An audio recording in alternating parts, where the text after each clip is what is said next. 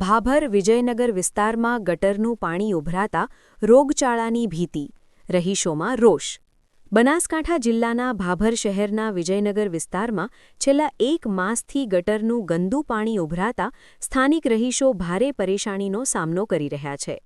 ભાભર દિયોદર 3 રસ્તા highway circle નજીક ચાલી રહેલી રોડની કામગીરીના કારણે અંડરગ્રાઉન્ડ ગટરના પાણીનો યોગ્ય નિકાલ થઈ રહ્યો નથી।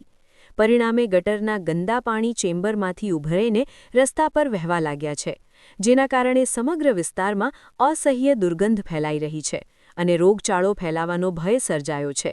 સ્થાનિક રહીશોના જણાવ્યા અનુસાર છેલ્લા 1 મહિનાથી તેઓ વારંવાર સંબંધિત તંત્ર અને નગરપાલિકા પાસે રજૂઆતો કરી રહ્યા છે, પરંતુ હજુ સુધી કોઈ અસરકારક પગલાં લેવામાં આવ્યા નથી।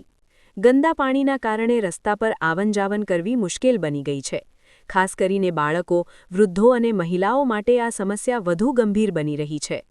વિજયનગર વિસ્તાર હાઇવે સાથે જોડાતો મુખ્ય માર્ગ હોવાથી અહીંથી રોજબરોજ મોટી સંખ્યામાં લોકો અવરજવર કરે છે। હાલ રસ્તા પર ગટરના ગંદા પાણી વહેતા હોવાથી વાહન ચાલકો અને પગપાળા જતા લોકોને ભારે મુશ્કેલીઓ પડી રહી છે। ગંદકીના કારણે મચ્છરો અને જીવાતો વધતા મેલેરિયા, ડેન્ગ્યુ જેવી બીમારીઓ ફેલાવાનો ભય પણ રહીશોને સતાવી રહ્યો છે। આગામી દિવસોમાં લગ્નગાળો શરૂ થવાનો હોવાથી વિસ્તારમાં અવરજવર વધુ વધવાની શક્યતા છે। આવી સ્થિતિમાં જો સમયસર ગંદા પાણીનો નિકાલ કરવામાં નહીં આવે તો પરિસ્થિતિ વધુ વિકટ બની શકે છે। સ્થાનિક રહીશોએ તંત્રને ચેતવણી આપી છે કે જો તાત્કાલિક આ સમસ્યાનો ઉકેલ લાવવામાં નહીં આવે તો તેઓ આવનારી નગરપાલિકાની ચૂંટણીનો બહિષ્કાર કરવા માટે મજબૂર બનશે।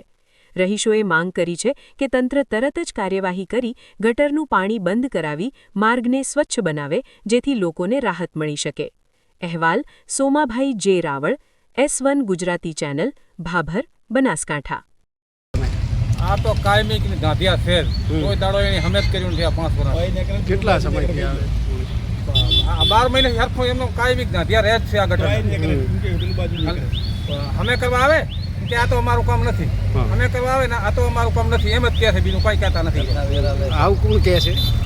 કામ કરવા વાળા આવે એ મજૂરો। હા, ગાડીઓ લઈને થોડી આવે છે, એમ થા તો મારી કે આમ નથી થતું, અમે લઈને જતા રહે।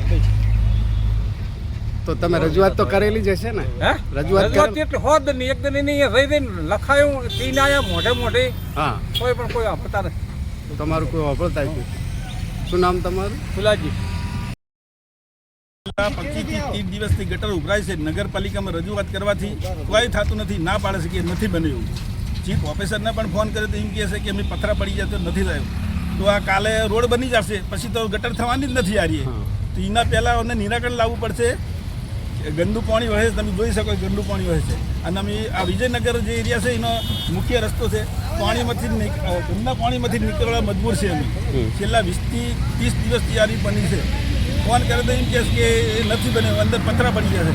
તે પથરા કાઢવાનું કે નગરપાલિકાને કે રોડ ખાતાવાળાને, એ અમારે લોકોને કે અમારે તો આ ચૂંટણી આવી રહી છે તો એ વોટ લેવા એરિયા આવશે અને કહેશે તો હવે તો આ વિજયનગર તો એમ કહેશે કે ચૂંટણીનો બહિષ્કાર કરો। જેવા ઘડી આ પાણીનો નિકાલ ના આવે ગટરનો તો ઘડી બહિષ્કાર, ચૂંટણીનો બહિષ્કાર થાય। શું નામ તમારું? મારું નામ તાલા હરિચંદ્રસિંહ ગોવિંદસિંહ। તો બોલો, શું કહેશો આ બાબતે? અમે આ રસ્તા ઉપર ચાલીએ છીએ, એની અંદર જુઓ ચીકાશ વળી છે, મચ્છરો બેઠા છે।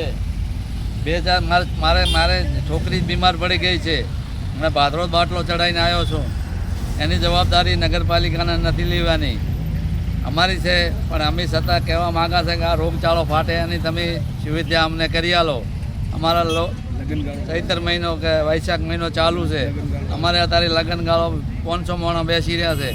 ત્યારે ગારામાંથી રેતીમાંથી હેડવું પડે, ગારામાંથી પાણીમાંથી અમારે કઈ રીતે હેડવું?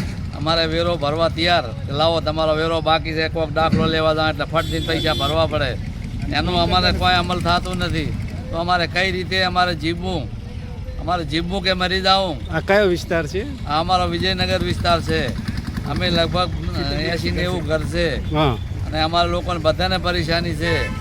અમે આ છતાંય અમારું કામ નહીં થાય તો અમે હડતાલ ઉપર ઉતરવા તૈયાર છીએ। શું નામ તમારું? વિજુભા જેલસિંહ રાઠોડ।